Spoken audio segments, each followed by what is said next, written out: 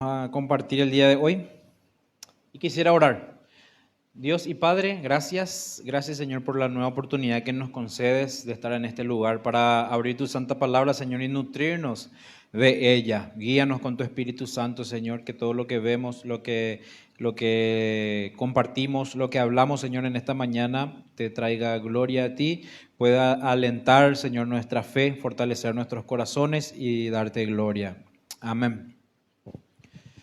Decía el apóstol Pablo lo siguiente. Podemos ir a 1 Corintios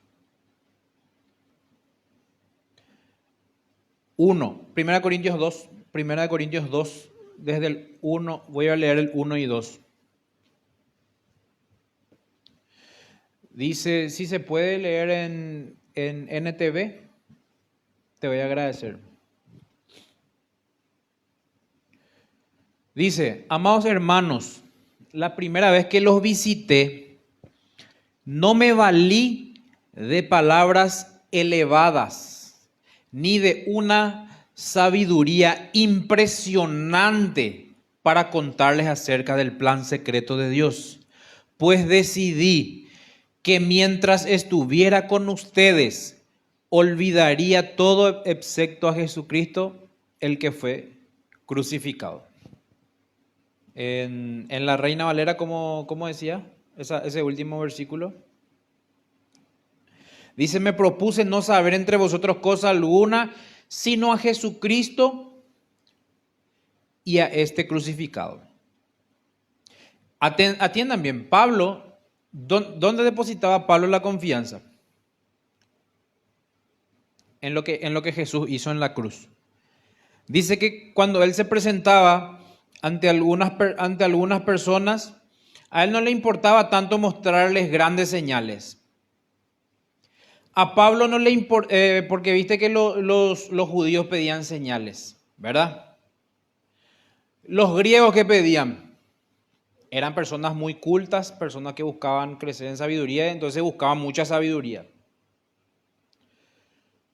Pero Pablo dijo lo siguiente, cuando yo me presenté delante de ustedes, no me preocupé tanto por la elocuencia de mis palabras, no se preocupó tanto por mostrarles maravillas.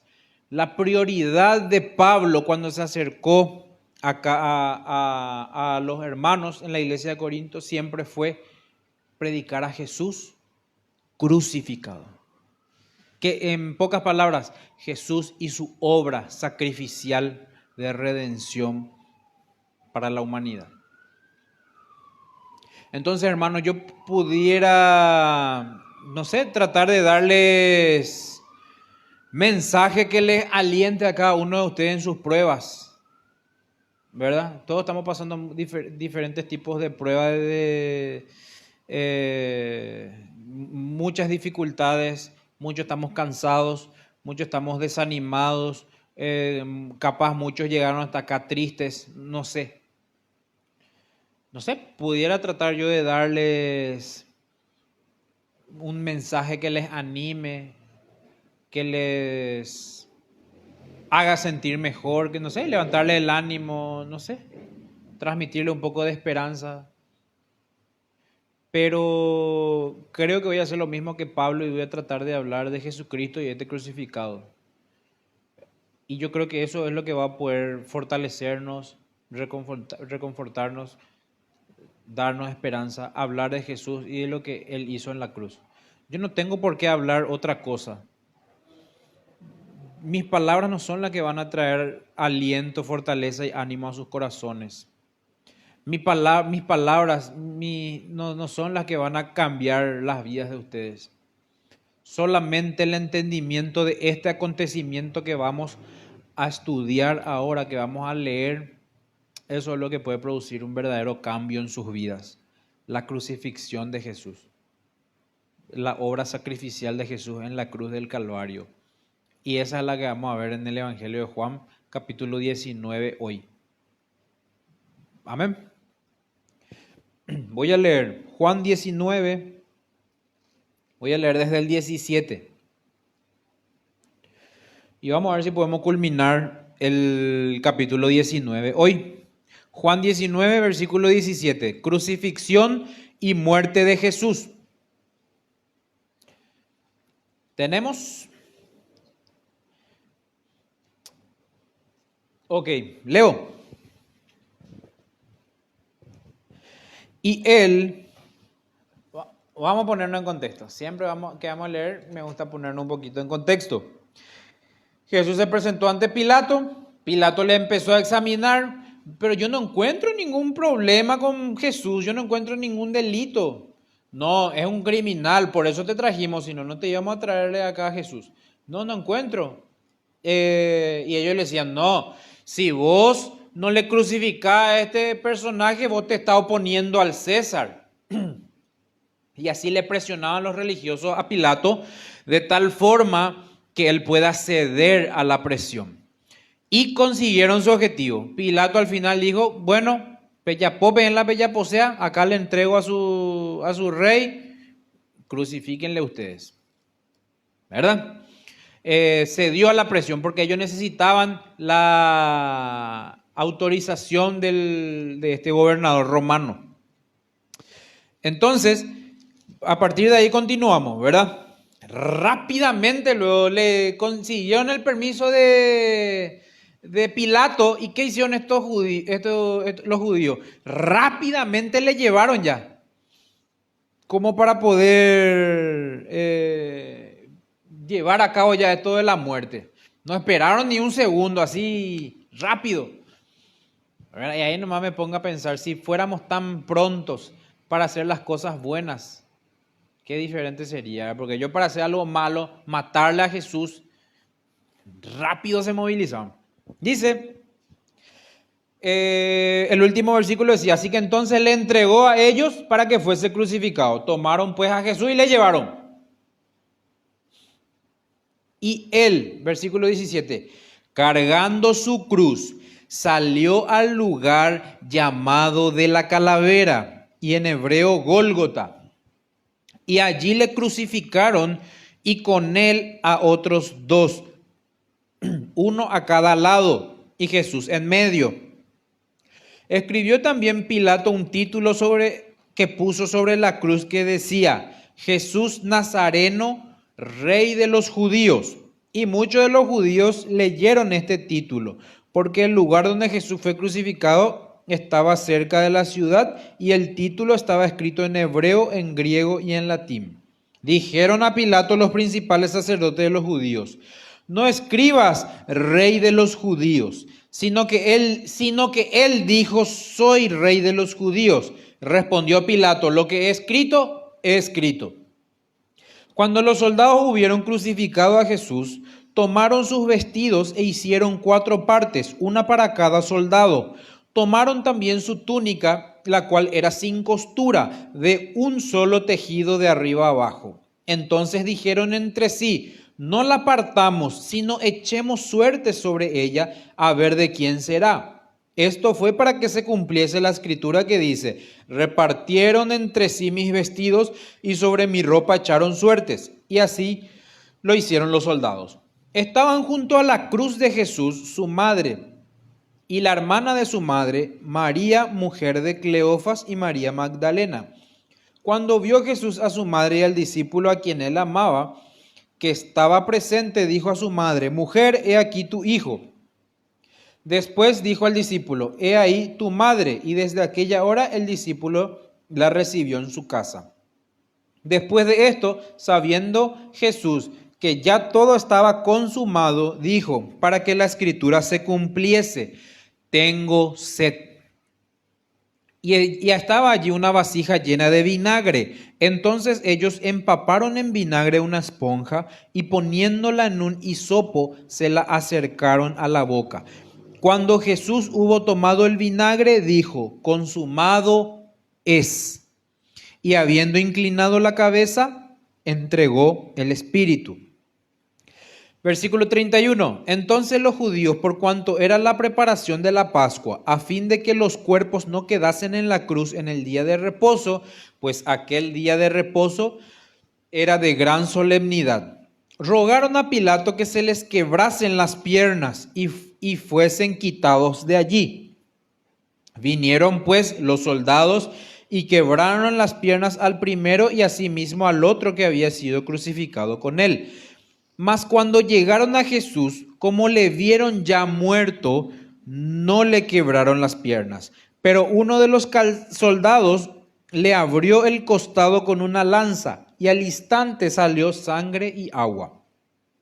Y el que vio da testimonio, y su testimonio es verdadero, y él sabe que dice verdad, para que vosotros también creáis. Porque todas estas cosas sucedieron para que se cumpliese la escritura: no será quebrado hueso suyo. Y también otra escritura dice: mirarán al que traspasaron.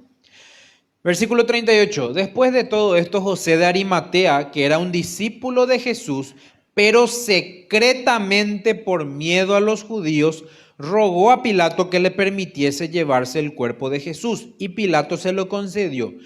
Entonces vino y se llevó el cuerpo de Jesús. También Nicodemo, el que antes había visitado a Jesús de noche, vino trayendo un compuesto de mirra y de aloes como 100 libras.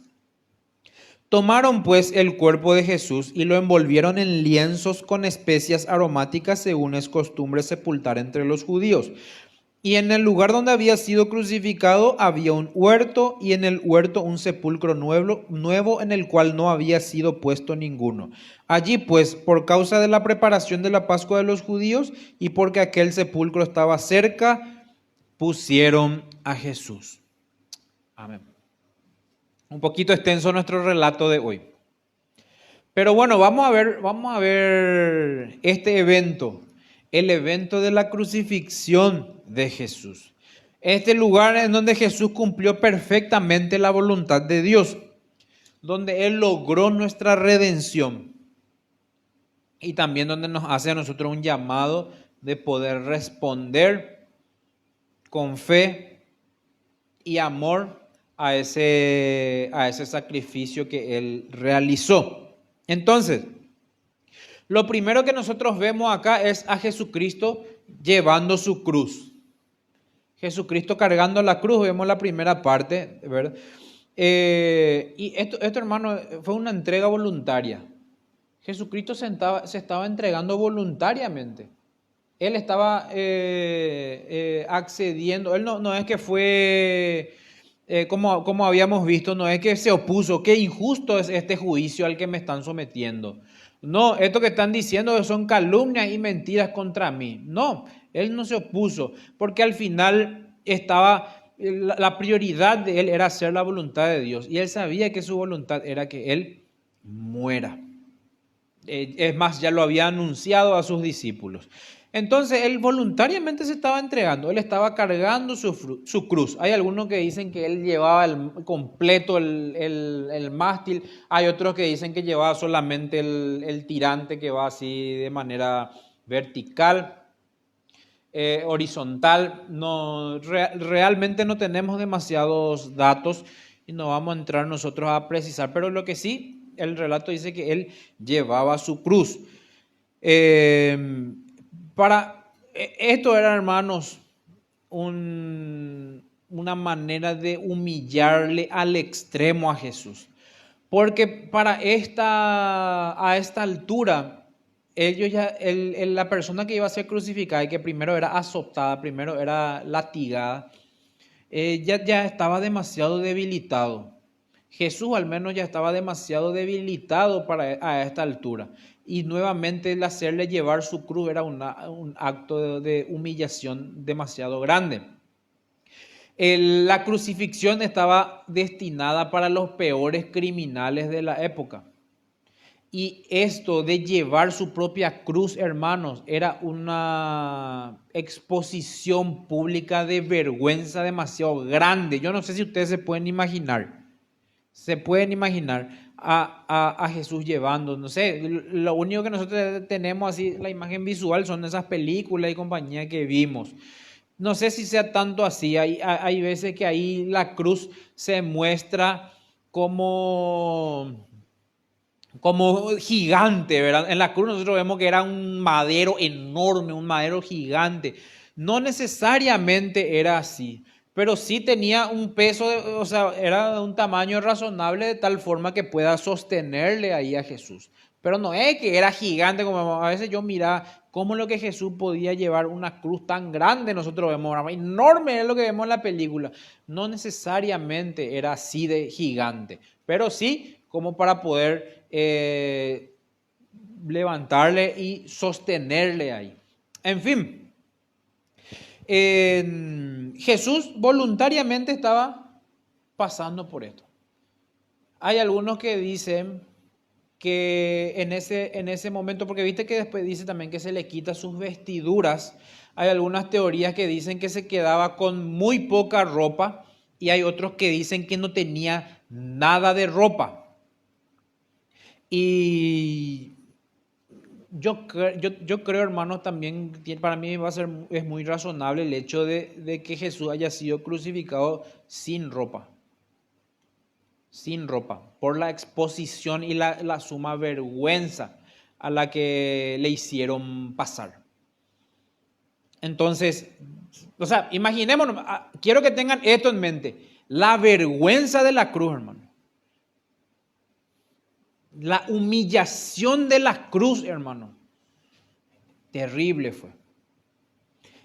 No era tanto, no sé si tanto iba a ser, o sea, también pues pasó mucho dolor físico. Pero desde el principio nosotros vemos que para Jesús no era lo más grave el dolor físico que iba a pasar ahí, sino la vergüenza. Yo creo que eso iba a ser lo más difícil, la humillación pública a la que estaba siendo expuesto. Y por supuesto también el hecho de cargar todos los pecados del mundo y bueno, la separación del Padre Celestial por esa causa. Por eso dijo, Padre, ¿por qué me has desamparado? Porque al cargar Él los pecados de todo el mundo, lo que Dios hizo fue alejarse de Él. Dios como que le dio la espalda en ese momento por su santidad. Dios que no tolera el pecado, por momento se alejó de Jesucristo. Padre, ¿por qué me has desamparado? Fueron sus palabras. Yo creo que eso debió ser lo más doloroso para Jesús. En fin, la suma vergüenza a la que fue expuesto. ¿Qué parecen ustedes, hermanos? ¿Se imaginan? Nosotros lo que no queremos pasar vergüenza por nada. Que alguien te venga y te quiera humillar, eso es de lo peor. Yo no voy a permitir que venga y quiera pisotearme o que quiera humillarme, tal cosa. Así nosotros pensamos, ¿verdad? Bueno, Jesús voluntariamente se estaba sometiendo a, no sé, la mayor vergüenza de la historia prácticamente. Bueno, avanzamos. Sufrimiento, vergüenza. Después acá en forma de burla le empezaron y escribieron ahí arriba. Acá está el Jesús Nazareno, el rey de los judíos. Quizá en una forma de burla. Quizá en una forma de burla estaban poniendo eso. Y los judíos decían, no pongas así. No pongas a Jesús Nazareno rey. Este decía que era el rey de los judíos, pero no que sea, vos estás afirmando ya ahí Pilato. Y Pilato le dijo, no, yo ya escribí esto y punto, ya está, dejo acá. Pero por más que quizás él lo hacía en una forma de, no sé si, vamos a entrar, no, estos son ya son suposiciones, no son cosas que están en el texto, pero podemos pensar nosotros y imaginarnos el hecho de ¿por qué habrá puesto eso? Pudo haber sido una forma de burlarse, ¿verdad? Una forma de continuar la humillación, continuar el avergonzar a cada Jesús. Puso, este es el rey de los judíos en forma de burla. Na Pepe la pende rey, ¿verdad?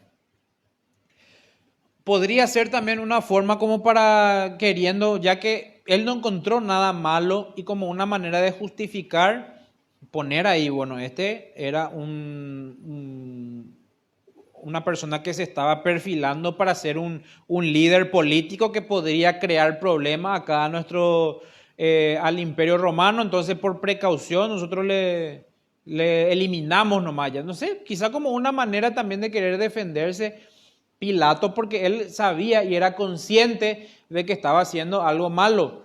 Estaba a una persona que no tenía, que estaba siendo acusada injustamente, él accedió de alguna forma a su muerte. No sabemos, en fin, independientemente a la intención o a la motivación que pudo haber tenido Pilato al escribir esa inscripción ahí, ¿verdad? Jesús Nazareno, el Rey de los Judíos, él estaba haciendo una declaración real y verdadera. Él estaba diciendo algo ciertísimo. Jesús es el Rey, verdaderamente. Entonces, independientemente de su intención, él estaba declarando una verdad. Jesús es el Rey que estaba siendo rechazado, el Rey que hoy, a pesar de haber resucitado, igual por muchos sigue siendo rechazado, pero el Rey al fin. ¿Le reconocemos como Rey? ¿Le reconocemos como Rey de nuestras vidas? Amén. Estaba expresando Jesús en ese momento el mayor amor. Esta es la mayor demostración de amor. Inclusive vemos ahí en ese momento específico preocupándose hasta por su mamá, ¿verdad? Diciéndole a mujer, ahí tu hijo Juan, Juan, ahí tu madre, y después Juan se ocupó no sé, yo me imagino acá a un Jesús preocupándose de las necesidades de su mamá. Como que él no iba a estar, no sé, quizás se iba a sentir sola, desamparada, entonces le iba a estar acogiendo ahí la familia de Juan. Por eso dice que en una parte el discípulo la recibió en su casa, ¿verdad? Preocupándose un poco también ahí de su sustento, quizás de su manejo, no sé. En fin, Jesús en todo momento estaba expresando amor en esa cruz. Jesús estaba mostrando compasión hasta los más mínimos detalles. Se estaba ocupando. Imagínate vos ahí lleno de heridas, sufriendo, adolorido, avergonzado, pero vos te preocupás todavía por la necesidad de tu mamá. Espectacular el corazón de Jesucristo, ¿verdad? En fin, recordemos esto, hermanos, es la mayor expresión de amor.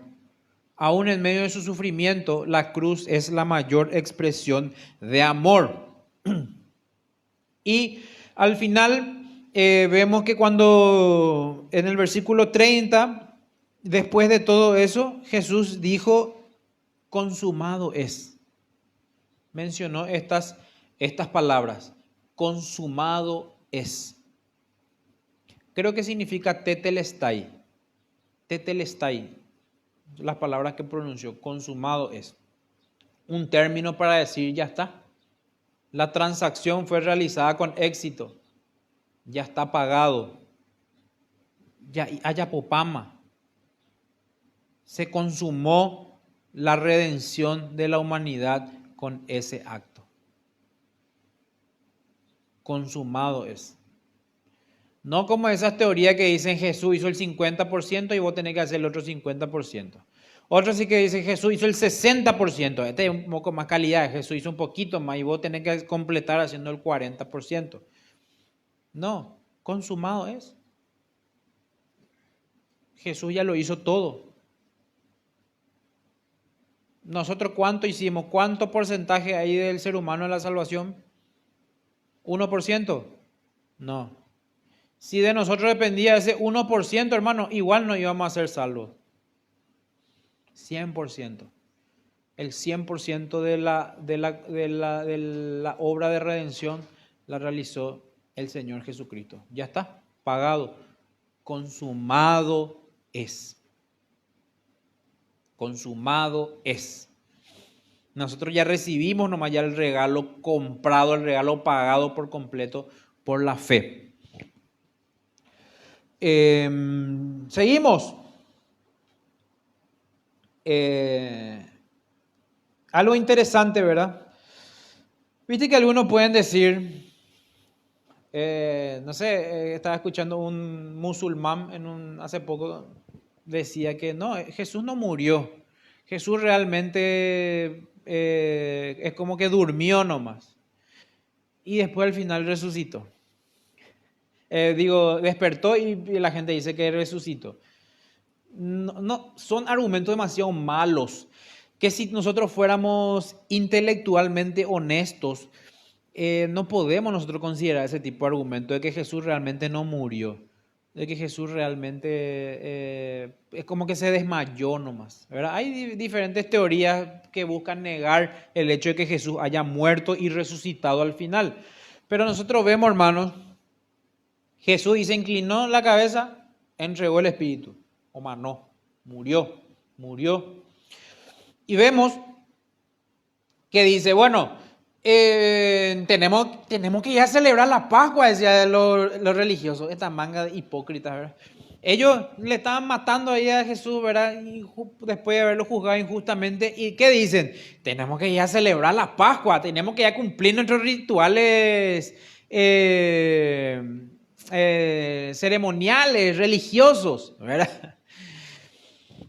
Matándole ahí al cordero a la verdadera Pascua, pero ellos querían ir a celebrar la Pascua. Entonces, imagínense la crueldad. Ellos tienen que ir a celebrar su ritual religioso. ¿Pero qué dicen? ¿Sabe qué? Vamos a terminar ya rápido este asunto. Vamos a romperle las piernas. Quiébrenle las piernas. Porque dice que cuando ellos estaban colgados por la cruz, los que eran crucificados, ellos de alguna manera, en medio de todo el dolor, para no asfixiarse o para no, estaban pues soportando su peso, ellos al final se paraban otra vez por el clavo que atravesaba sus pies. Estaban los pies clavados, no sé si uno o los dos pies clavados, por separado, no sé. En la imagen vemos así un clavado por un clavo. Bueno, ellos para evitar de alguna manera la asfixia o el descansar por los brazos extendidos, se volvían a parar por el clavo. Se hacen la figura, hermano, se hacen la imagen. Busqué imágenes pero no encontré uno que me guste. Era para poner un poco. Se paraban por el clavo. Y eso de alguna manera le daba todavía un poco más de vida. No sé, me supongo que muchos aún así se aferraban todavía a la vida, no sé. Pero se paraban ahí. Entonces, ¿sabe qué vamos a hacer? Vamos a cortar, romper las piernas, vamos a quebrarle las piernas de tal forma que ya no tengan ese soporte y muera más rápido. ¿Entienden? Vean un poco, miren la crueldad, hermanos, miren la crueldad de estos judíos que tienen que llegar rápido para celebrar la Pascua. Entonces los judíos, era la preparación de la Pascua a fin de que los cuerpos no quedasen en la cruz en el día de reposo, ¿verdad? Porque después no iban a poder sacarle porque día de reposo, ¿verdad? No podían hacer fuerza. Rogaron a Pilato que se les quebrasen las piernas y fuesen quitados de ahí. O sea, vamos a acelerar la muerte, dice. Vamos a acelerar la muerte de estas personas. No, ven, hermano, el corazón depravado y corrupto del ser humano que desea el mal de la otra persona. Mira, ya estaba ya ahí en la cruz, crucificado, ya estaba ahí. Quiero que muera más rápido. Y vemos ahí que se fueron, vieron los soldados, le quebraron al primero, le quebraron al otro, pero cuando llegaron a Jesús, ya vieron, este ya murió. Jesús ya estaba muerto. ¿Para qué le vamos a quebrar más las piernas? No le rompieron las piernas a Jesús. Pero ¿qué hizo? Vamos a asegurar igual. La lanza. Le traspasaron el costado a Jesucristo. Salió agua, salió sangre. El que lo vio da testimonio y su testimonio es verdadero. Sabe que lo que dice es verdad. O sea que aclara otra vez Juan, Para que no venga alguien a decir, no, Jesús no murió, no, Jesús con tal cosa, no. No, esto es cierto, esto es verdadero, hay testigos, está escrito. Son escritos confiables. Así que nadie, hermanos, puede venir y decir que Jesús realmente no murió. Hasta el último se aseguraron de que Jesús esté muerto. En fin, vamos y vemos nosotros, hermanos, fíjense bien algo que se repite mucho, para que se cumpliese la escritura. Para que se cumpliese la escritura. Constantemente dice, versículo 24, para que se cumpliese la escritura, que repartieron sus vestidos, empezaron a echar suertes, ¿verdad? Para que se cumpliese la escritura, dijo Jesús, tengo sed. Para que se cumpliese la escritura, dice también ahí, ¿dónde está otra parte? El versículo 36, no será quebrado hueso suyo. Para que se cumpliese la escritura, dice, mirarán al que traspasaron. Entonces vemos varios pasajes donde dice para que se cumpliese la escritura. Entonces, hermanos, lo que estaba ocurriendo acá, todo de alguna forma ya fue profetizado. De forma anteriormente, ya estaba profetizado cientos y cientos de años antes. O sea que lo que estaba ocurriendo ahí no era una coincidencia, no era una casualidad. Era Dios llevando a cabo su propósito eterno. Amén. Entonces, por último, vamos a ver un poco el efecto de esta crucifixión. Dice que la cruz empezó a transformar a las personas que entendieron esto. Y acá vemos al primero, José de Arimatea. José de Arimatea era una persona muy importante. Era una persona muy importante en esa época. Y dice que él era muy respetado. Posiblemente tenía un rango de autoridad también ahí entre los judíos. Pero ¿qué pasa con él? Tenía miedo, dice. Tenía miedo de los judíos. Versículo 38. José de Arimatea, discípulo de Jesús, era discípulo de Jesús secretamente. Por miedo a los judíos. Por miedo a que se burlen, por miedo a que le humillen, no sé. Y acá nosotros, la pregunta es, ¿cuántos discípulos secretos de Jesús hay? Sí, yo creo en Jesús. No hablo nomás de Él con nadie.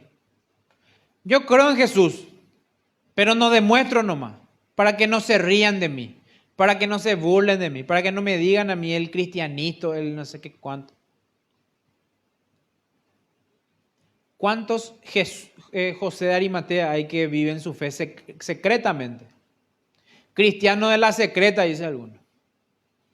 Que nadie se da cuenta que es cristiano. ¿Verdad? No, para que no se burlen, no para que no le digan nada, no para no ganar enemigos, no para caerle bien a todos, para caerle bien al mundo. Bueno, acá por lo menos la crucifixión le llevó a moverse. Acá ya hizo algo público ya. Yo creo que Nicodemo estaba en la misma posición. Porque Nicodemo también era principal entre los judíos. Y él dice que iba a Jesús de noche. De noche para que nadie vea que se iba a ir a hablar con Jesús. Entonces, José de Arimatea, Nicodemo, eran dos personas respetables ante los judíos, tenían una reputación que cuidar. Por lo tanto, yo creo, no sé, ¿para qué Nicodemo se va a ir a buscarlo otra vez? Yo creo que realmente, no sé, esto es una suposición mía, ¿verdad? Nunca nosotros podemos afirmar con certeza algo que no está totalmente escrito. Yo creo que Nicodemo sí creyó. Lo raro también es que después ya no se menciona más absolutamente nada de él a lo largo de la historia, por lo tanto no sabemos cómo fue su vida, pero se fueron a buscarle a Jesús. Después de estar ahí siempre siendo cristiano secreto, como dijimos, discípulo secreto de Jesús, ahora empezaron a moverse, ya era una manifestación más pública, ya tipo José de Arimatea se fue a pedir el cuerpo, Nicodemo llevó especias para poder ungirle, entonces ya era algo más público y ella ya empezó el impacto de la cruz ya le hizo moverse un poco y salir de esa posición de anonimato, ahí de escondidito nomás, empezaron a moverse. ¿No? Quisiera creer que realmente eso tuvo influencia en sus vidas y a partir de eso se convirtieron en genuinos discípulos de Jesucristo, ¿verdad? Pero no sabemos tampoco. En fin, lo que vemos nosotros es la cruz produjo valentía, un cierto grado de valentía en esas personas. Y la pregunta es, ¿tiene en nosotros este mismo efecto la cruz? ¿Produce valentía en nosotros o seguimos siendo nosotros los cristianos escondiditos ahí como José de Arimatea? No, mejor, calladito nomás, ¿verdad? No, ¿para qué voy a entrar en conflicto con la gente? Que nadie nomás sepa que yo soy cristiano. No, porque después ya no me van a invitar más en sus actividades, ya no me van a incluir en su grupo. Por eso mejor nomás me voy a callar y que nadie sepa que soy discípulo de Jesucristo. En fin, hermanos, la cruz no fue el fin. La cruz fue el cumplimiento de la obra de redención de Dios. Fue planeada por Dios. Fue realizada por amor y nos concedió la victoria. ¿Qué resultado tiene esto en nuestras vidas? La pregunta es, hermanos, si Jesús soportó el sufrimiento más grande, yo creo que nuestros sufrimientos no tienen comparación con los sufrimientos de Jesús. Y la pregunta es, si Él lo soportó por amor para dar gloria al Padre, ¿por qué nosotros no estamos dispuestos muchas veces queremos evitar a toda costa el sufrimiento, ¿verdad? Jesús nos dejó el modelo de estar dispuesto a hacer la voluntad de Dios hasta el último, aunque implique sufrimiento. Nosotros queremos evitar, no me parece. La pregunta es, después de que nuestro Señor pasó la vergüenza y la humillación más grande, ¿por qué hoy en día nosotros seguimos teniendo vergüenza? ¿O por qué nosotros nos avergonzamos de Él? Si Él fue capaz de soportar todo eso por amor, ¿por qué nosotros los cristianos deberíamos de tener vergüenza? No, tenemos vergüenza muchas veces. Tenemos vergüenza de hablar, vergüenza de decir, estas son mis convicciones, estas son mis ideales. ¿Y sabe qué es lo peor, hermano? El mundo no tiene vergüenza de anunciar lo que cree. El mundo no tiene vergüenza de anunciar sus ideas erróneas, equivocadas, distorsionadas. Con orgullo la pregonan, con orgullo la anuncian. Orgullo gay. Hey. Todo el mundo por todos lados pegan ahí tal cosa y no tenemos que avergonzarnos. Hey. ¿Y cómo estas personas con orgullo anuncian, proclaman, promueven los valores contrarios a la fe cristiana y nosotros nos callamos? Nosotros tenemos vergüenza. Vergüencita tenemos. Hermanos, creo yo que esto debería nosotros a infundirnos de valentía. Ninguno de los discípulos de Jesús después de la muerte y resurrección fue igual. Seguían dudando. Después de esto había dudas todavía, pero la valentía con la que asumieron su responsabilidad los apóstoles después de este acontecimiento es impresionante. Y vamos a suponer, y no sé, vamos a ver, el día de mañana vamos a ver si le encontramos a José de Arimatea, a Nicodemo en el cielo. Pero me gustaría creer que eso les impulsó a ellos y empezaron a salir de lo oculto y del anonimato y ya se volvieron en verdaderos discípulos de Jesucristo. Amén. Entonces ese debería ser el resultado. Debería conferirnos a nosotros valentía. debería de darnos todo esto a nosotros esperanza por el hecho de que Dios cumplió lo que prometió. Ven esta cantidad de profecías, hermanos, que se cumplieron en Jesús. Y ustedes van a decir que es una coincidencia, digo, que se haya escrito todas estas cosas por diferentes autores cientos y cientos de años antes. Y ocurrió así hasta el más mínimo detalle. Hasta en el hecho de que le pusieron vinagre, el hecho de que le traspasaron, el hecho de que no le iban a quebrar a él los huesos. Todo estaba profetizado. Hasta que iban a jugar ahí por su ropa, que iban a repartir suerte, que iban a hacer jugar un jaquembó, no sé cómo, para repartirse sus prendas. Hasta eso estaba todo profetizado. Y díganme, hermanos, si alguna cosa se va a escapar del control de Dios. Díganme si alguna situación, si alguna circunstancia de tu vida va a escapar del control soberano de Dios. Vos pensás que alguna cosa que Dios permite que pase en tu vida es algo que se le escapa. Es algo que Él no lo vio venir. No, hermanos. Esto a mí me da la seguridad y la garantía de que todo está bajo el control de Dios. No entiendo ahora, capaz ahora no entiendo por qué. Y le preguntamos a Dios, ¿por qué, Señor? ¿Por qué paso esto? ¿Por qué vivo esto? ¿Por qué experimento? ¿Por qué? Y no entendemos, y no vas a entender posiblemente todavía ahora.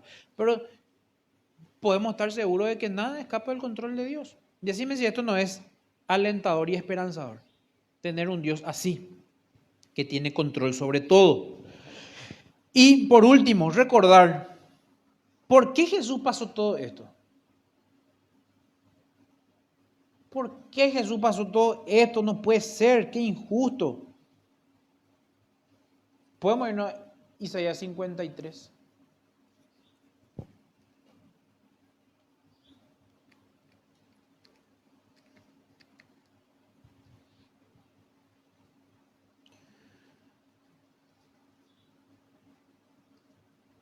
Isaías 53.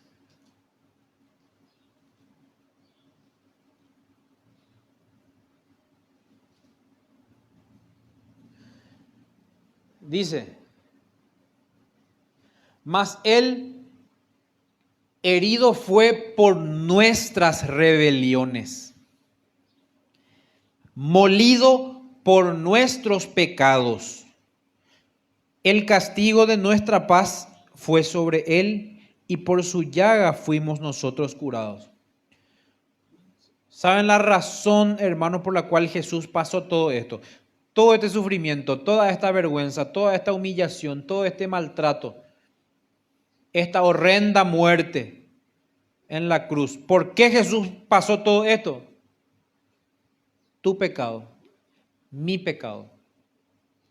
Por nuestro pecado, por nuestra maldad, por nuestras transgresiones, Jesús pasó todo esto. Y ahora, después de que Él murió, después de que Él pagó, después de que Él venció, después de que Él resucitó, después de que Él nos ofrece la libertad del pecado, la pregunta, hermanos, después del altísimo precio que pagó Jesús, ¿cómo deberíamos ver nosotros el pecado?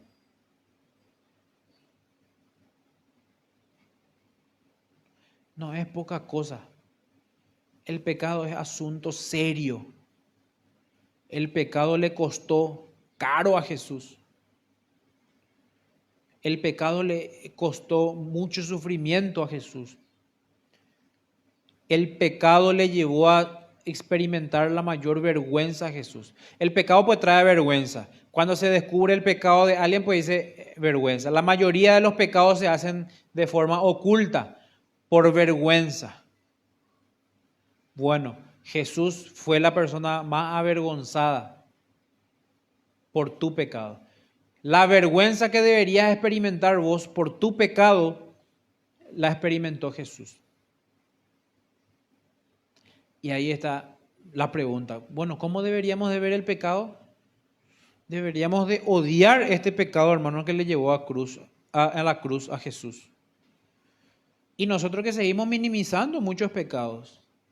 Nosotros que seguimos tolerando muchos pecados. Hay muchos pecados que parecen demasiado grandes y públicos y tal. No, Menos mal nunca caí en eso. Pero los pecados chicos, los pecados pequeños, los pecados que muchas veces toleramos, los pecados que dejamos pasar por alto, que creemos que no son tan malos, también esos pecados fueron los que llevaron a Jesús a la cruz. Entonces deberíamos tener nosotros esta visión. Lastimosamente te digo, te doy este anuncio triste de que mientras vivas vas a seguir con la naturaleza pecaminosa expuesto al pecado y posiblemente vas a seguir pecando.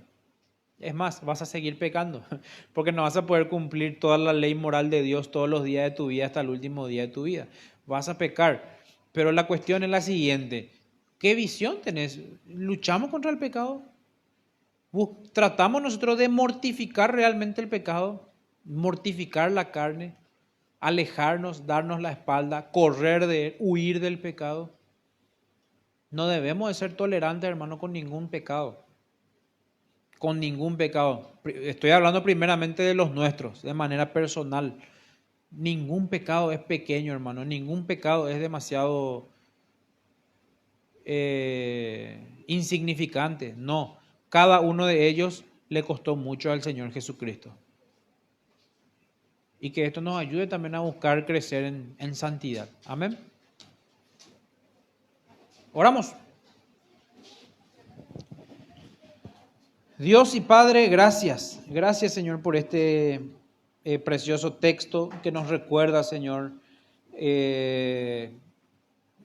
la mayor demostración de amor que pudo haberse realizado sobre esta tierra, Señor. Tu muerte en la cruz por nuestra causa, por nuestra culpa, por nuestros pecados, Señor. Te ruego, Dios mío, que nos ayudes a valorar este sacrificio cada día más. Que nos ayude, Señor, a amarte, que nos ayude, Señor, a obedecerte, que nos ayude, Señor, a vivir de tal forma que podamos honrar todo eso que tú hiciste por nosotros. Corresponder, nunca vamos a igualar, nunca vamos a pagar lo que pagaste por nosotros, pero corresponder con gratitud, con obediencia, Señor, lo que hiciste por nosotros en la cruz del Calvario. Que entender esta verdad, Señor, nos infunda de valentía. Que ninguno de los miembros de la iglesia Shalom sea como José de Arimatea, Señor, que vivía su fe en secreto, por miedo al que dirán, por miedo a perder su reputación, por miedo a la exposición o a las burlas. Te ruego, Dios mío, que nos confiera, Señor, valentía para anunciar a Jesucristo y a este crucificado como lo hacía Pablo. Que este acontecimiento real, verdadero, histórico, que es el fundamento de nuestra fe, Señor, nosotros lo podamos anunciar en todo momento ante todas las personas. Este mensaje es el que tienen que creer las personas, Señor, para ser salvas. Por eso no permita que nosotros nos callemos. Y si llegamos a experimentar, si llegamos a entender, Señor, el valor de tu sacrificio en la cruz, no permite, Señor, que ninguno de nosotros calle. Que esto, Señor, este texto compartido nos infunda, Señor, esperanza en esta mañana y fortalezca nuestra fe. En el nombre de Jesús. Amén.